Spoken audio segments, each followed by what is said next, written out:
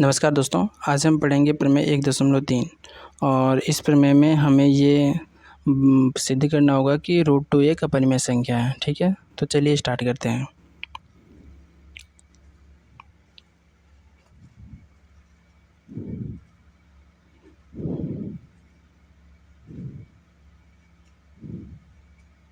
प्रमेय 1.3 √2 एक अपरिमेय संख्या है। इसकी उत्पत्ति बहुत आसान है, बस आपको समझना होगा। ठीक है, तो सबसे पहले हमें सिद्ध करना है कि √2 एक अपरिमेय संख्या है। तो हम इसको उल्टा मान के सिद्ध करेंगे।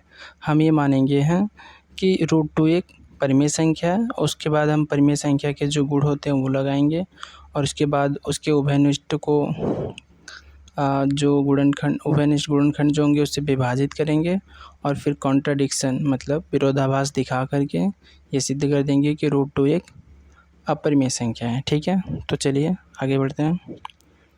तो मान लीजिए √2 एक परिमेय संख्या है। अब आपको ये पता है परिमेय संख्या की डेफिनेशन क्या होती है, मतलब परिभाषा क्या होती है। ऐसी संख्या जिसे P/Q के रूप में लिख सकते हैं उसे परिमेय संख्या कहते हैं। ऐसी संख्या जिसे हम P/Q के रूप में लिख सकते हैं जहाँ Q 0 के बराबर नहीं है उसे क्या कहते हैं, परिमेय संख्या कहते हैं। इतना तो आपको पता ही है। ठीक है, परिमेय संख्या तो √2 अगर जहाँ हमने परिमेय संख्या माना है तो हम इसे P/Q के रूप में लिख सकते हैं जहाँ Q 0 के बराबर नहीं है। ठीक है, अब हम ये मानते हैं, मान लीजिए P और Q में कोई उभयनिष्ठ संख्या है। कोई उभयनिष्ठ संख्या है एक के अलावा। ठीक है, एक के अलावा कोई एक उभयनिष्ठ संख्या है। जैसे आप समझ सकते हैं 5/, कुछ भी ले लीजिए, 30, मान लीजिए 30 ले लेते हैं। तो 5 को हम लिख सकते हैं 5 × 1 और 30 को लिख सकते हैं 5 × 6। ठीक है, तो आप देख सकते हैं कि इसमें ऊपर और नीचे में 5 है, 5 इसमें भी है उभयनिष्ठ और 5 इसमें भी है। मान लीजिए इसको ये P है, ये Q है। ठीक है, तो P में भी 5 है, Q में भी 5 है। तो मान लीजिए P और Q में कोई उभयनिष्ठ संख्या है एक के अलावा, एक को हम छोड़ देंगे, एक यहाँ पे भी है फ़िलहाल। तो अगर जहाँ P और Q में कोई उभयनिष्ठ संख्या है तो 5 से 5 काटेंगे तो P/Q बराबर कुछ आ जाएगा, 1/6 आ जाएगा। ठीक है, कुछ भी आ जाएगा। तो हम ये देखते हैं P और Q में कोई उभयनिष्ठ संख्या है तो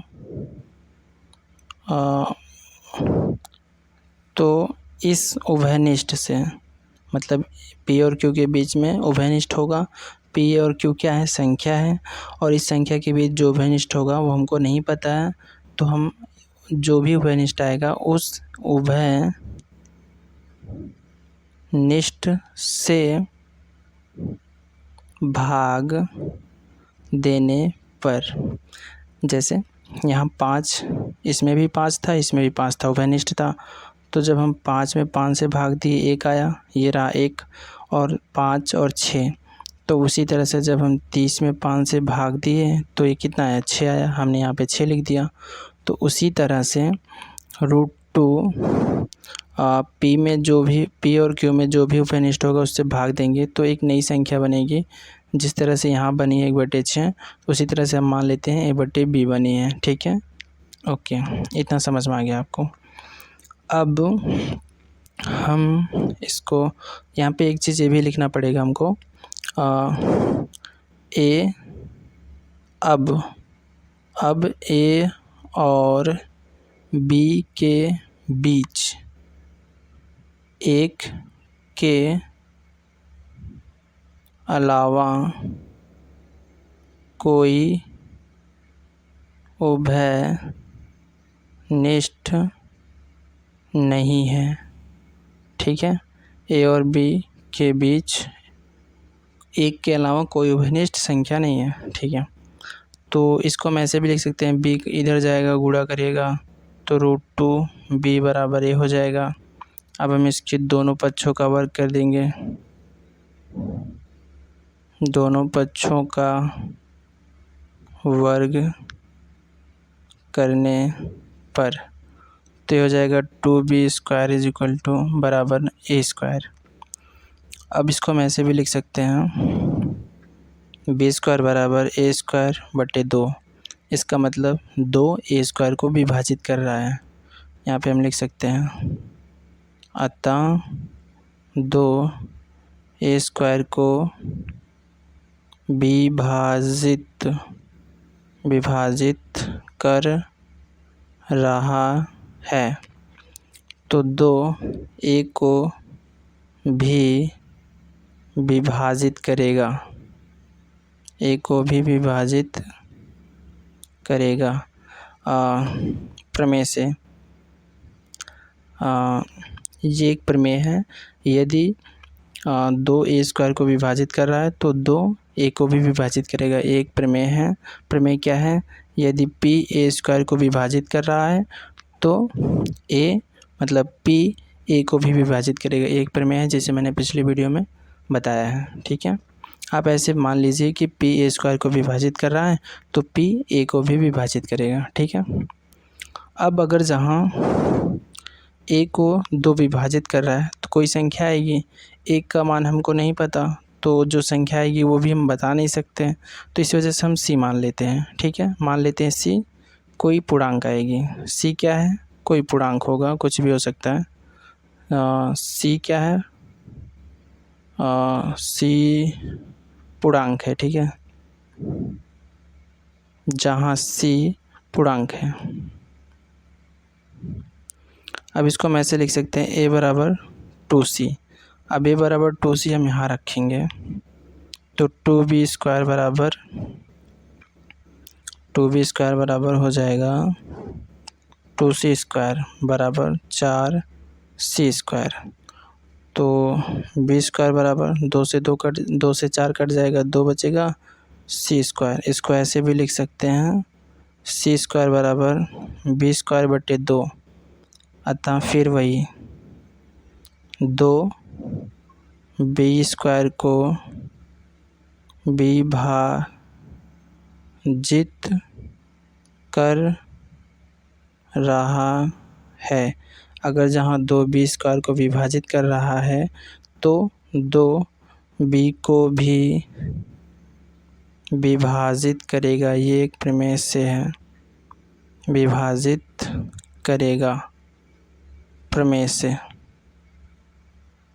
ठीक है, अब आप ये ध्यान से देखें, जब हमने √2 बराबर a/b लिखा तो यहाँ पर अब a और b के बीच एक के अलावा कोई उभयनिष्ठ नहीं है, किंतु अब हमें a और b के बीच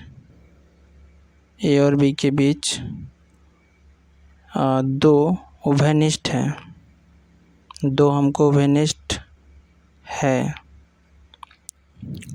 इसका मतलब ये कि हमें यहाँ पे विरोधाभास प्राप्त हो रहा है। विरोधाभास मतलब जैसे कि आपका दोस्त आपके पास आता है और कहता है यार मैं नहीं पढ़ता हूँ, और एग्ज़ाम में आपसे ज़्यादा नंबर लाता है।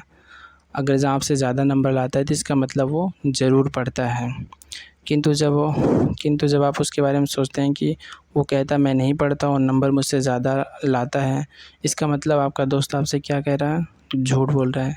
मतलब यहाँ पे विरोध उत्पन्न हो रहा है। उसने जो कहा उसके प्रति आपके मन में विरोध हो रहा है कि नहीं, वो जो बोल रहा है वो सच नहीं है। तो यहाँ हमने यहाँ पे भी यही माना कि मतलब ए और बी के बीच कोई भी उभयनिष्ठ नहीं है, लेकिन हमें यहाँ पर ए और बी के बीच कौन सा उभयनिष्ठ मिल रहा है? दो उभयनिष्ठ मिल रहा है। अब ये क्यों मिल रहा है? ये इस वजह से मिल रहा है क्योंकि ऐसा इसलिए क्योंकि हमने यहाँ गलत माना है कि √2 एक परिमेय संख्या है। ठीक है, अब इसका उल्टा क्या हो जाएगा? इसका उल्टा हो जाएगा √2 एक, अतः √2 एक अपरिमेय संख्या है। जैसे आपका दोस्त जब वो आपसे ज़्यादा नंबर पाया तो आपके मन में ख्याल आया कि नहीं, वो मुझसे ज़्यादा पढ़ता है, तो उसने जो बोला था कि मैं तुमसे कम पढ़ता हूँ, वो विचार तुरंत ही आपके मन से टूट गया। जैसे यहाँ पर हमें ये मिला कि ए और बी के बीच दो उभयनिष्ठ हैं। जब हमने ये माना कि पी और √2 एक परिमेय संख्या है और ए और बी के बीच में कोई उभयनिष्ठ नहीं है। परिमेय संख्या है तो ए और बी के बीच में कोई उभयनिष्ठ नहीं है। लेकिन फिर हम जब आगे बढ़े, सॉल्यूशन किया, हल किया, तो यहाँ पे पाया कि ए और बी के बीच दो उभयनिष्ठ हैं और ये दो उभयनिष्ठ है, इसका मतलब ये इस चीज़ का विरोध कर रहा है। अगर जहाँ विरोध कर रहा है तो इसका मतलब विरोधाभास उत्पन्न हो रहा है। ये विरोधाभास क्यों उत्पन्न हो रहा है? क्योंकि हमने ये गलत माना था कि √2 एक परिमेय संख्या है, तो इसका उल्टा, अतः √2 एक अपरिमेय संख्या है। आशा करते हैं कि आपको समझ में आया होगा। धन्यवाद।